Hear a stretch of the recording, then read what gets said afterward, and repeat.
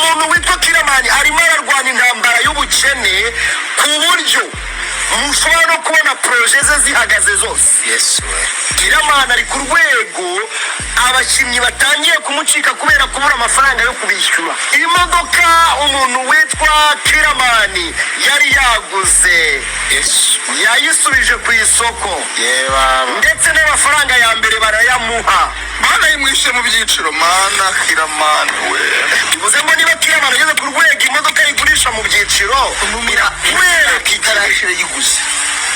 Ari nayo mpamvu yo kwitera igishingira akavuga ngo ngiye kwirukana abakobwa.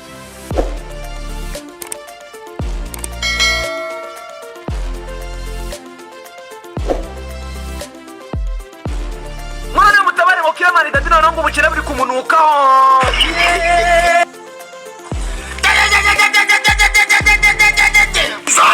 Abazi gukurikirana iby'uruganda rwa filime n'abaproducer barenze ngo kwa KillaMan ruri gukinga babiri.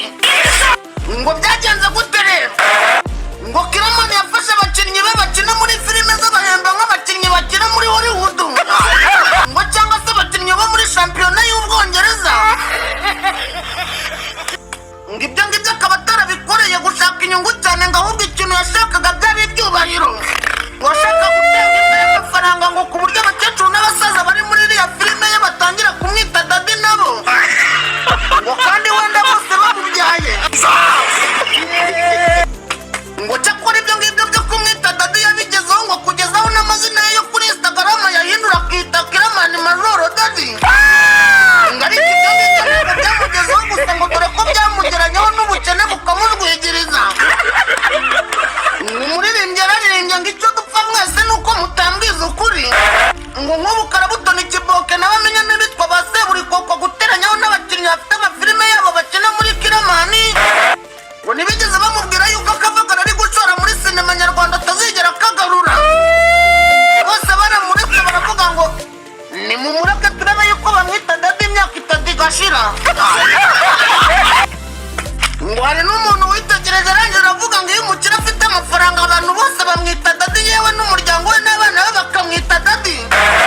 Ngo ariko iyo akoze ikosa y'amafaranga akamutambuka akamusiga, usanga abantu batangiye kumwita syo. Umuntu yaza kumusura iwe aje kumusura akabaza abana be ngo isyo arahari. Undi banatinya no kumugegena cyane baravuga ngo ubu ngubu ubwo yakinnye ngo agiye kujya no kuri Instagram ye ngo narangiza avuga ngo yitwa KillaMan Modo aka isyo. Ayiwe. Iby'ubukene bwa KillaMan bikaba byaratangiye gukemanga ngo ubwo yagiye mu bakinnyi be b'imena n'abandi yarasanga ngo nabo yarangiza akabagabanya. Ngo kwa kundi bagabanya abayede inzu yatangiye kuzura.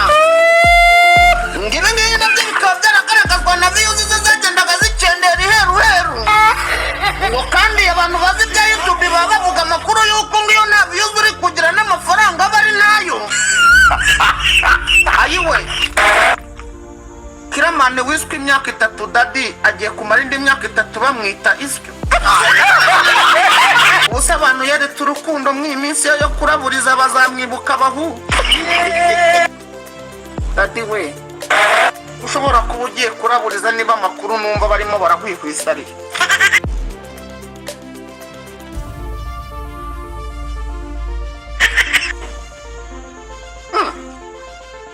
Reka ntangire mwiyumvire. Umuntu witwa KillaMan arimo ararwanya intambara y'ubukene ku buryo mushobora no kubona projet ze zihagaze zose. Yes we. KillaMan ari ku rwego abakinnyi batangiye kumucika kubera kubura amafaranga yo kubishyura. Imodoka umuntu witwa KillaMan yari yaguze yayisubije ku isoko, ndetse n'amafaranga ya mbere barayamuha. Mana yimwishe mu byiciro mana KillaMan we. Bivuze ngo niba KillaMan ageze ku rwego imodoka yigurisha mu byiciro wereka itarashire yiguze. ari nayo mpamvu yo kwitera igishingira akavuga ngo ngiye kwirukana abakobwa. Muremeranywa na kamarade yuko imodoka ari kuyigurisha. KillaMan Niba imodoka ikiri ahari ahubwo yaba narwanya.